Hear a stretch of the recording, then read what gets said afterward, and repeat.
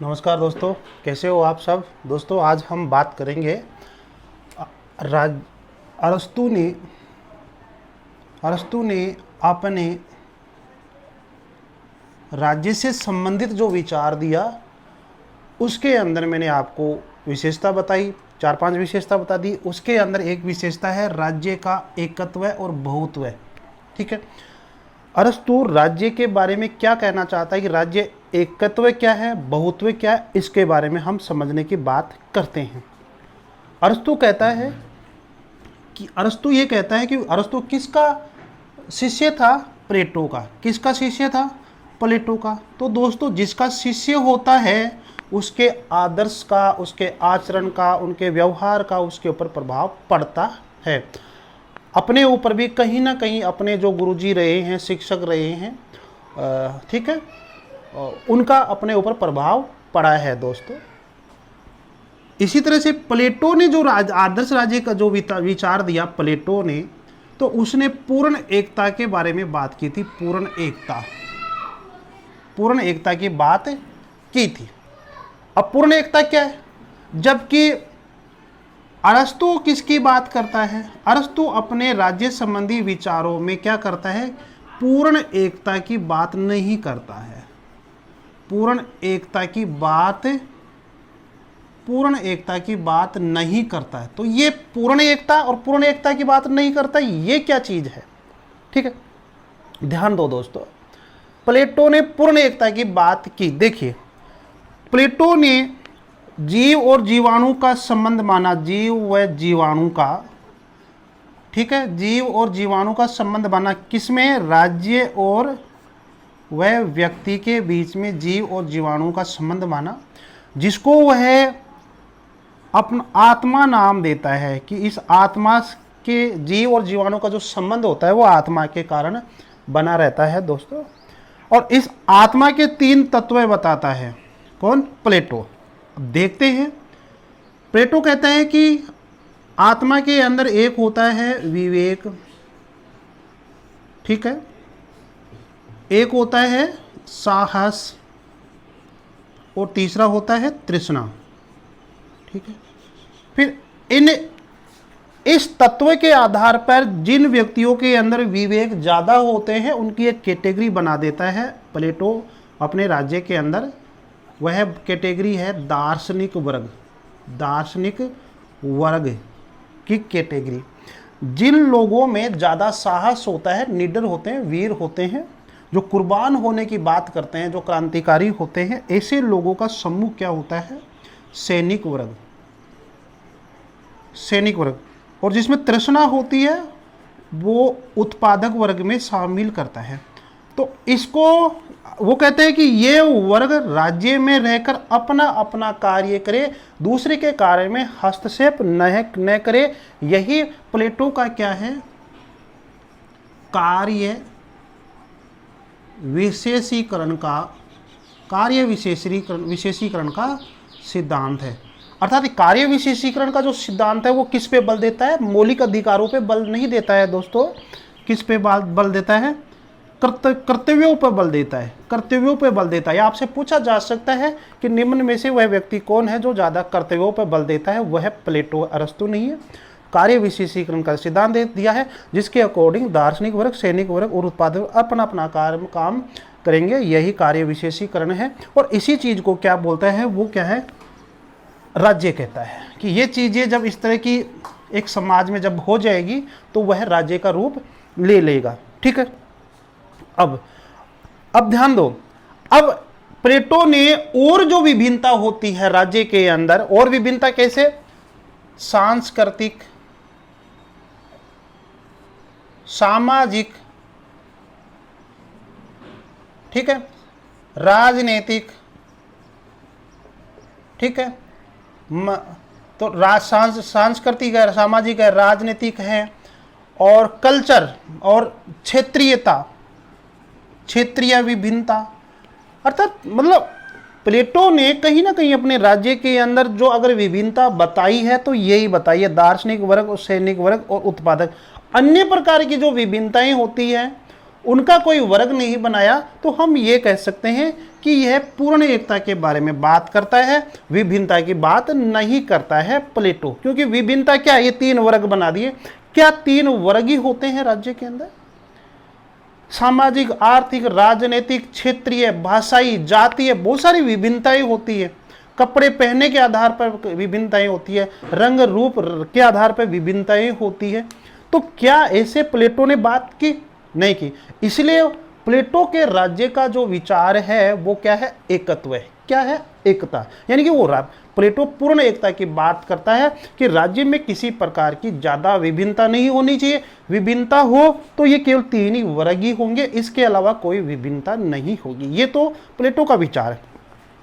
अरस्तु आया उसका शिष्य, अरस्तु कहता है कि नहीं, ये ऐसा नहीं होना चाहिए, राज्य के अंदर विभिन्नता होनी ही चाहिए और विभिन्नताओं में एकता स्थापित होना चाहिए। तो ये अरस्तु कहता है। अब देखो अरस्तु, तो इसका मतलब ये हो गया दोस्तों कि अरस्तु ने किसके विचारों की आलोचना कर दी? प्लेटो के विचारों की। प्लेटो पूर्ण एकता की बात करता है, जबकि अरस्तु पूर्ण एकता की बात नहीं करता है। तो अरस्तु बात किसकी करता है? अरस्तु बात करता है कि अनेकता में एकता स्थापित हो, एकता स्थापित हो, यानी अनेकता में एकता स्थापित हो। ये इसका मतलब साइकोलॉजी थी, इसकी फिलोसफी थी अरस्तु की। देखो दोस्तों, आज हमारे देश के अंदर, इंडिया के अंदर देखा जाए तो हमारे इंडिया की जो विशेषता है वह क्या है? अनेकता में एकता वाला देश है हमारा देश। ठीक है, ये हम पढ़ते हैं, कई बार हम निबंध भी लिखते हैं, 6ठी 12वीं में पढ़ते हैं, 10वीं में, तो कि निबंध लिखिए अनेकता में एकता, कि भारत देश एक अनेकता में एकता रखने वाला देश है। क्यों ऐसा निबंध आता है? तो ये कल्पना अरस्तु ने बहुत पहले कर दी थी कि राज्य देश जो होते हैं वो अनेकता में एकता स्थापित होने वाले होने चाहिए। अनेकता, अब इसकी अनेकता का मतलब कोई वर्ग नहीं है दोस्तों। ठीक है, अब इसकी अनेकता का मतलब ये है कि जातीय, हालांकि जातीय नहीं होनी चाहिए, लेकिन विभिन्नता की बात करें तो जातियां भी अलग अलग होती है दोस्तों। सामाजिक विभिन्नता, आर्थिक विभिन्नता, क्षेत्रीय विभिन्नता और सांस्कृतिक विभिन्नता, भाषाई विभिन्नता।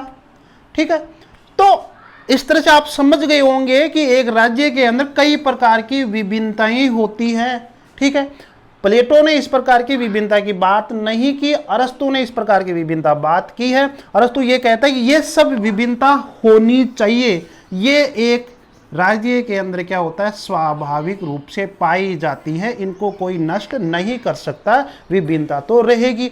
और इस विभिन्नता के अंदर लोग तेरे मेरे की भावना भी करेंगे, तेरे मेरे की भावना भी करेंगे। कोई क्षेत्र के आधार पर कि ये मेरे क्षेत्र में आ गया, चलो इसको बाहर करो। सामाजिकता के आधार पर तेरे मेरे की भावना आएगी, भाषा के आधार पर तेरे मेरे की भावना आएगी, क्योंकि भाषा के आधार पर पहला आंध्र प्रदेश राज्य बना था, तो आप समझ गए होंगे कि तेरे मेरे की भावना आती है दोस्तों। तो वो कहता है कि इस तेरे मेरे की भावना होती है, जो विभिन्नता है, इस विभिन्नता को बनाए रखना और इसमें एकता बनाए रखना, ये राज्य का क्या है? गुण है, राज्य का उद्देश्य है, हम ऐसा कह सकते हैं। और इस प्रकार की विभिन्नताओं में एकता रखना ये राज्य का मुख्य उद्देश्य है, और यही क्या है? अनेकता में एकता स्थापित करना होता है। तो आप समझ गए कि राज्य का एकत्व क्या है? ये एकता स्थापित करना, और बहुत्व क्या है? अनेकता। बहुत्व क्या है? अनेकता। इसका मतलब क्या है कि बहुत्व में एकत्व स्थापित करना चाहिए, बहुत्व में एकत्व स्थापित करना चाहिए। अब देखो, अब आपके सामने क्वेश्चन आया दोस्तों। अब इसका मतलब ये हुआ कि 2 चीज मानिए आप, एक है इधर विभिन्नता, एक इधर है विभिन्नता और इधर है एकता। ठीक है, अरस्तु ये कहता है कि एकता से ज्यादा बल किस पे देना चाहिए? इस पर बल देना चाहिए। हमें एकता नहीं चाहिए, क्या चाहिए? विभिन्नता चाहिए। ठीक है, जब विभिन्नता रहेगी तो एकता बनाने में ज्यादा जोर नहीं आएगा, राज्य बनाने में जोर नहीं आएगा दोस्तों। तो वो विभिन्नता के ऊपर ज्यादा बल देता है कि एकता से अच्छी मुझे क्या लगती है? विभिन्नता अच्छी लगती है। अब देखो, वो कहता है कि अगर विभिन्नता नहीं रहेगी, विभिन्नता नहीं रहेगी तो इन विभिन्नताओं में बहुत सारी आवश्यकताएं होती है दोस्तों। हर कैटेगरी के लोग होते हैं, हर जातीय लोग होते हैं, हर धर्म के धार्मिक लोग होते हैं, हर भाषाई लोग होते हैं। तो इन लोगों की आवश्यकताएं भी क्या होती है? अलग अलग होती है दोस्तों। अब जब इनकी आवश्यकता जब अलग अलग होती है तो अरस्तु के अकॉर्डिंग इन आवश्यकताओं को पूरा करने का कार्य कौन करेगा? राज्य। क्या करेगा? राज्य करेगा। ठीक है, और राज्य का अस्तित्व की बात करें अपन, कि राज्य की अस्तित्व की बात करें या राज्य की सत्ता की बात करें, हम राज्य के अस्तित्व की बात करें या राज्य की सत्ता की बात करें हम, तो राज्य का सत्ता या अस्तित्व इसी में है कि विभिन्नता में एकता बनाए रखना और जो विभिन्न प्रकार के लोग हैं, ठीक है, उनकी आवश्यकताओं को पूर्ति करना। ठीक है, मान आवश्यकता, इनकी आवश्यकताओं को पूर्ति करता है तो ही राज्य क्या है? बना रहता है दोस्तों। मान लीजिए कि यदि ये इसको ज्यादा बल दे रहा है दोस्तों, अगर विभिन्नता को समाप्त कर दिया जाए, अरस्तु क्या कहता है? ये विभिन्नता है, यदि विभिन्नता को समाप्त कर दिया जाए, समाप्त कर दिया जाए, समाप्त कर दिया जाए, अरस्तु एक तरफ विभिन्नता को समाप्त करके देखता है अपने विचारों के अंदर। यदि विभिन्नता को समाप्त कर दिया जाए तो वो कहता है कि राज्य क्या हो जाएगा? समाप्त हो जाएगा। राज्य समाप्त हो जाएगा। जब विभिन्नता ही नहीं रहेगी तो लोगों की आवश्यकता नहीं रहेगी, तेरे मेरे की भावना रहेगी, और तेरे मेरी भावनाओं का सॉल्यूशन करने के लिए, वहाँ की जो आवश्यकता है, जो मांग है, उनका समाधान करने के लिए राज्य बना है। जब ये विभिन्नता ही नहीं रहेगी तो मेरे दोस्तों को किसी राज्य का, अरस्तु का कहना है कि किसी प्रकार की आवश्यकता नहीं रहेगी। जब आवश्यकता नहीं रहेगी तो राज्य नहीं रहेगा, यानी समाप्त हो जाएगा। ठीक है, तो ये बात है कि अरस्तु ये कहता है कि जब विभिन्नता समाप्त हो जाएगी तो इसका मतलब राज्य क्या हो जाएगा? कि एक व्यक्ति का हो जाएगा, क्योंकि लोग विभिन्नता नहीं रहेगी तो हर व्यक्ति अलग अलग रहेगा, तो राज्य क्या हो जाएगा? एक हो जाएगा। विभिन्नता नहीं रहेगी तो राज्य एक व्यक्ति का हो जाएगा। जब एक व्यक्ति का राज्य हो जाएगा तो राज्य किसका भला करेगा? क्या एक व्यक्ति विशेष का भला करेगा? नहीं। राज्य जो देश होता है वो पूरे देश को, पूरे समुदाय के, पूरे देश के लोगों को लेकर चलता है दोस्तों। आज हमारी सरकार है तो सरकार हमारे सबकी सोचती है, चाहे वो उत्तर प्रदेश का हो, चाहे राजस्थान का हो, चाहे पंजाब का हो, चाहे कहीं भी वर्ग का हो, किसी भी वर्ग का हो, किसी भी जाति का हो, किसी प्रकार का है, तो सरकार सबका सोचती है। गरीबों का भी सोचती है, अमीरों के लिए अमीरों के हिसाब से सोचती है, गरीबों के लिए गरीबों के हिसाब से सोचती है, कुछ योजनाएं चलाती है। तो सरकार जो होती है, जो राज्य होता है, वो सबका सोचता है, वही बात करता है। जब इस प्रकार की विभिन्नता नहीं रहेगी दोस्तों तो राज्य भी नहीं रह पाएगा। ये अरस्तु कह रहा है। इसलिए अरस्तु ये कहता है कि विभिन्नता में एकता स्थापित होनी चाहिए। विभिन्नता में क्या होनी चाहिए? एकता स्थापित होना चाहिए दोस्तों। तो आप समझ गए होंगे कि अरस्तु क्या कहना चाहता है। यदि राज्य अपनी सत्ता व स्थिरता बनाए रखना चाहता है तो राज्य की जो लोगों के अंदर जो विभिन्नता है उसको बनाए रखे, यानी कि उनमें एकता बनाए रखे और उनकी आवश्यकताओं को पूरा करता रहे, और यही राज्य में विभिन्नता में एकता है। तो ये हम बात करते हैं कि प्लेटो ने जहां पर पूर्ण एकता की बात की थी, तो यहां पर पूर्ण एकता नहीं, वो कह रहा है कि यदि मान लीजिए ये विभिन्नता है। अब देखो, मैं दोबारा से समझाऊंगा आपको। ये विभिन्नता है मेरे दोस्तों, ये विभिन्नता है और यहां पर एकता है। यदि अपन विभिन्नता को कट कर दे और एकता की ओर ही बढ़े, अपन एकता की, हमने हमारे देश में तो हमें एकता चाहिए, हमारे को विभिन्नता नहीं चाहिए। क्या ऐसा कभी संभव है दोस्तों? क्या ऐसा संभव हो सकता है? ऐसा संभव कभी नहीं हो सकता। यदि विभिन्नता नहीं रहेगी, विभिन्नता को समाप्त कर दिया जाए और हम पूर्ण एकता की ओर बन जाए, पूर्ण एक हो जाए, तो मेरे दोस्तों ये हो नहीं सकता। फिर राज्य किसका भला करेगा, किसकी समस्याओं को सुनेगा दोस्तों? ठीक है, अलग अलग वर्ग होंगे, अलग अलग समुदाय होंगे, अलग अलग विभिन्नता होगी, तो राज्य अलग अलग तरीके से कानून नियम बनाएगा उनकी आवश्यकताओं को पूरा करने के लिए, उनकी मांगों को पूरा करने के लिए दोस्तों। ठीक है, इसलिए राज्य में पूर्ण एकता नहीं चाहिए, अर्थात विभिन्नता का खंडन करके उसको समाप्त करके, उसको नष्ट करके हमें पूर्ण एकता नहीं चाहिए, जैसे कि प्लेटो ने की। अरस्तु ये कहना चाहता है कि हमें विभिन्नता भी बनाए रखनी है और एकता भी बनाए रखनी है, और हमें राज्य के द्वारा लोगों की आवश्यकताओं को भी पूरा करना है। तो हमें क्या करना चाहिए? अनेकता में एकता, अनेकता में एकता स्थापित करना चाहिए दोस्तों। यही अरस्तु का कॉन्सेप्ट है। इसी को हम क्या करेंगे? राज्य का एकत्व और बहुत्व आपके समझ में आ गया होगा दोस्तों। अगली विशेषता के बारे में चर्चा करते हैं दोस्तों। अगली विशेषता के बारे में बात करते हैं कि राज्य और व्यक्ति का संबंध। अरस्तु ने राज्य की उत्पत्ति संबंधी विचार दिए, राज्य से संबंधित जो विचार दिया, उनके अंदर एक विशेषता है, राज्य और व्यक्ति का संबंध क्या होना चाहिए, किस तरह से होना चाहिए। एक व्यक्ति के अंदर जैसे गुण होते हैं, जैसे कि नैतिकता होती है, जैसे कि सद्गुण होते हैं, जैसे कि न्याय होता है दोस्तों, जैसे न्याय होता है, सद्गुण होता है, और व्यक्ति क्या होता है? आत्मनिर्भर बनना चाहता है, आत्मनिर्भर बनना चाहता है। व्यक्ति के अंदर क्या होता है? साहस होता है। ठीक है, तो वह व्यक्ति को एक इकाई मानता है। कौन? अरस्तु। क्यों?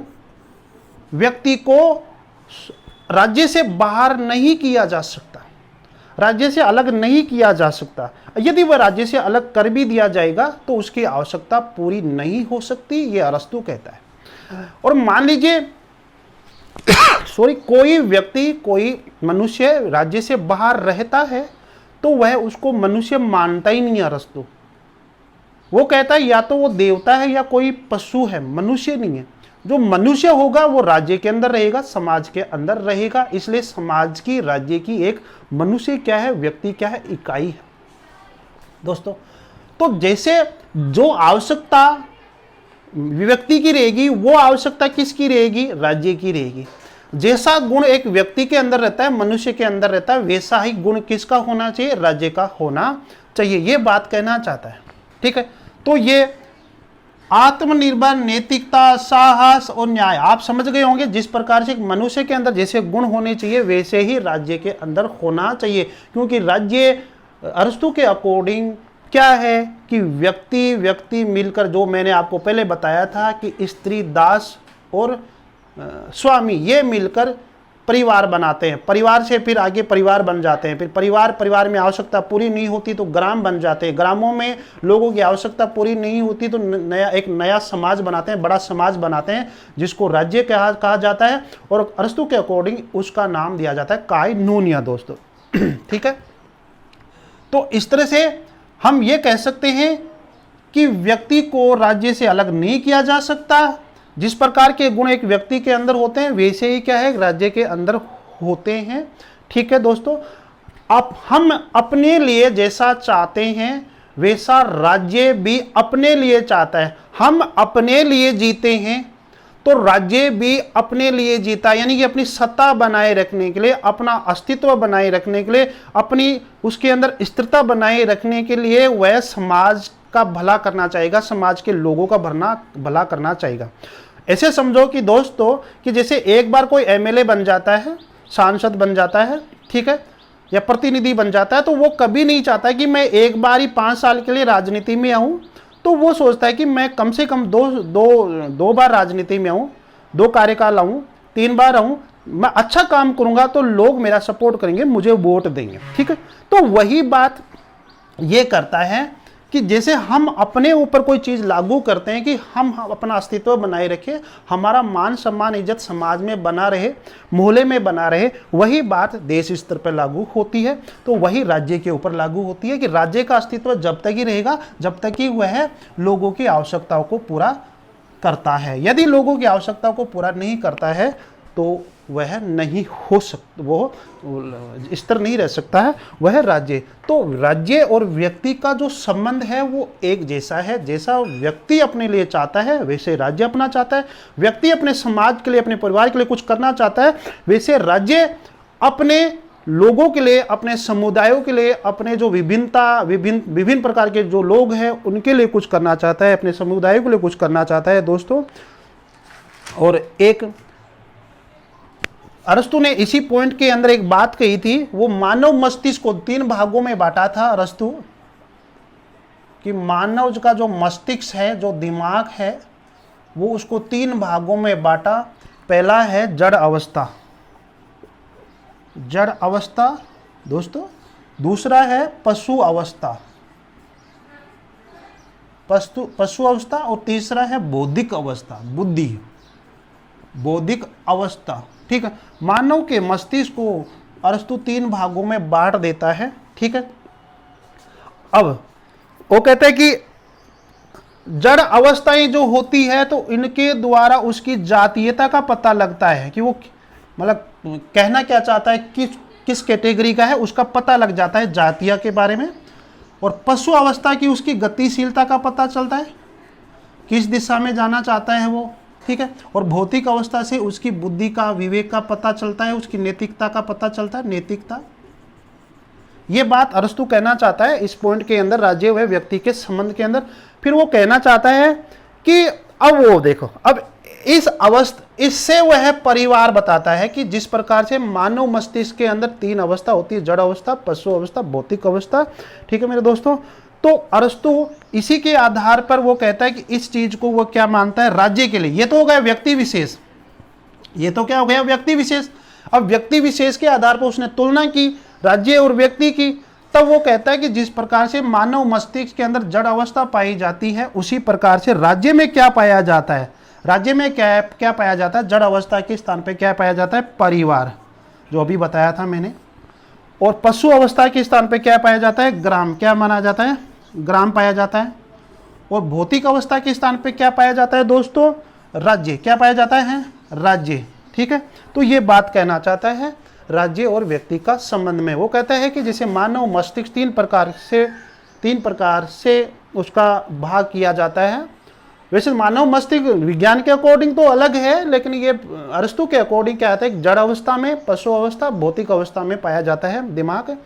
तो जड़ अवस्था जातीय बताती है, पशु अवस्था गतिशीलता बताती है, भौतिक अवस्था बुद्धि बताती है, ये व्यक्ति विशेष के बारे में। फिर इस व्यक्ति विशेष को संबंध करके फिर अरस्तु कहता है कि जिस प्रकार से जड़ अवस्था पाई जाती है उसी प्रकार राज्य के अंदर क्या पाया जाता है, परिवार। तो ये चीज एज हो गई, ये व्यक्ति विशेष के संदर्भ में, राज्य के संदर्भ में। जो पशु अवस्था पाई जाती है वो राज्य के संदर्भ में क्या होती है, ग्राम हो गई। जो भौतिक अवस्था पाई जाती है, बुद्धि पाई जाती है, वह राज्य के संदर्भ में क्या हो गया, एक तरह से राज्य हो गया दोस्तों। ये एक तरह से संबंध पाया जाता है। तो हम कुल मिलाकर ये कह सकते हैं कि राज्य और व्यक्ति का संबंध एक जैसा है। जैसा व्यक्ति होता है, अपनी अपेक्षा रखता है, वैसे ही राज्य अपनी अपेक्षा रखते हैं। जो गुण व्यक्ति के अंदर होते हैं वही गुण राज्य के अंदर होते हैं। हम अपनी आवश्यकताओं को पूरा करने के लिए कुछ काम करते हैं, तो वैसे ही राज्य अपनी आवश्यकताओं को पूरा करने के लिए काम करता है। तो ये है दोस्तों। अब बात करते हैं राज्य के उद्देश्य। दोस्तों आगे बात करते हैं कि राज्य के उद्देश्य व कार्य। अरस्तु के अकॉर्डिंग राज्य के उद्देश्य व कार्य क्या होते हैं, बार बार मैं बता रहा हूं तो आपके समझ में आ गया होगा कि राज्य के उद्देश्य और कार्य क्या होते हैं। फिर भी थोड़ा अलग टाइप से देख लेते हैं कि देखो दोस्तों, अरस्तु क्या कहना चाहता है कि जो मूलभूत आवश्यकताएं होती है, जो मूलभूत आवश्यकता कैसे, जीने के लिए 3 चीज चाहिए। क्या मेरे दोस्तों, रोटी, कपड़ा और मकान। जीने के लिए ये 3 चीज आवश्यक है, आराम से जी सकते हैं। लेकिन अरस्तु कह रहा है कि ऐसे जीना नहीं होता है। राज्य का ये उद्देश्य नहीं है कि मूलभूत आवश्यकता पूरी करवाए, रोटी कपड़ा मकान आवश्यकता पूरी करवाए, ऐसा नहीं है। तो राज्य का कार्य क्या है? राज्य का कार्य ये है कि अब राज्य में रहने वाले लोगों के पास किसी प्रकार की कमी नहीं होनी चाहिए या कमी नहीं आनी चाहिए। ठीक है, ये बात कहना चाहता है अरस्तु। तो अरस्तु के अकॉर्डिंग राज्य का मूल कर्तव्य क्या है? मूलभूत आवश्यकता प्रदान करना नहीं दोस्तों, मूलभूत आवश्यकताओं से कहीं ऊंचा है, यानी कि जहां पर किसी प्रकार की कमी न रहे, जहां पर लोगों का सर्वांगीण विकास हो सके, वो इस प्रकार के राज्य की बात करता है। ठीक है, तो जीवन जीने से मतलब नहीं दोस्तों, जीवन तो इससे जिया जा सकता है, लेकिन सर्वांगीण विकास हो, अर्थात अरस्तु क्या कहता है कि आदर्श व श्रेष्ठ, ठीक है दोस्तों, आदर्श व श्रेष्ठ जीवन व्यतीत करे कोई व्यक्ति। यदि किसी राज्य में कोई व्यक्ति रहता है तो वह उसे गौरव होना चाहिए कि मैं भारत का निवासी हूँ, मैं इस राज्य का निवासी हूँ, इस देश का निवासी हूँ, यहाँ मुझे आराम से जीवन मिल रहा है, मैं आराम से मेरा अपना जीवन व्यतीत कर रहा हूँ आदर्श और श्रेष्ठ रूप से। ठीक है, ये बात अरस्तु करता है। ठीक है, और अरस्तु तो हमारे आर्टिकल में है 21A के अंदर दोस्तों, हमारे आर्टिकल 21A के अंदर मौलिक अधिकारों के अंदर दिया गया है कि दैहिक जीने का अधिकार, दैहिक स्वतंत्रता का अधिकार, मतलब उसमें ये नहीं है कि अपन जी तो सकते हैं, रोटी कपड़ा मकान मिल गया तो जी सकते हैं, लेकिन जीने का मतलब यह है कि गौरव के साथ जिए, श्रेष्ठता के साथ जिए। और इस प्रकार की कल्पना अरस्तु ने बहुत पहले कर दी थी, जो कि आज प्रासंगिक है हर राज्य के अंदर, हर देश के अंदर दोस्तों।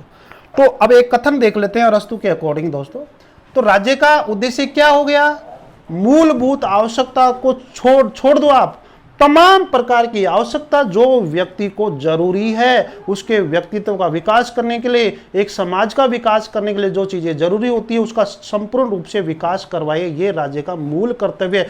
यदि राज्य इस प्रकार की आवश्यकताओं को पूरा नहीं करेगा तो दोस्तों राज्य मिट जाएगा, खत्म हो जाएगा। इसलिए राज्य अपना अस्तित्व बचाने के लिए, राज्य स्थिर रहने के लिए, राज्य खुद अपनी सत्ता बचाने के लिए लोगों की आवश्यकताओं को पूरा करेगा, ये बात अरस्तु कहना चाहता है दोस्तों। तो आगे देखिए अरस्तु का एक कथन देखिए, राज्य की सत्ता उत्तम जीवन के लिए है, उत्तम जीवन के लिए, न कि केवल जीवन व्यतीत करने के लिए। अरे जीवन तो रोटी कपड़ा मकान मिल गया दोस्तों, ये नहीं है। राज्य की सत्ता, यदि राज्य अपनी सत्ता बचाना चाहता है तो लोगों को उत्तम जीवन प्रदान करे, जैसा कि हमारा भारत देश आर्टिकल 21A के तहत करता है दोस्तों। तो आप समझ गए होंगे दोस्तों, ये मैंने आपको आज अरस्तु के राज्य संबंधी जो विचार दिया, उसकी क्या क्या विशेषताएं हैं, ये सभी प्रकार की विशेषताएं मैंने आपको बता दी। अगले आपको बताएंगे, आगे कल मिलेंगे। वीडियो को लाइक शेयर सब्सक्राइब जरूर करते रहे दोस्तों। धन्यवाद।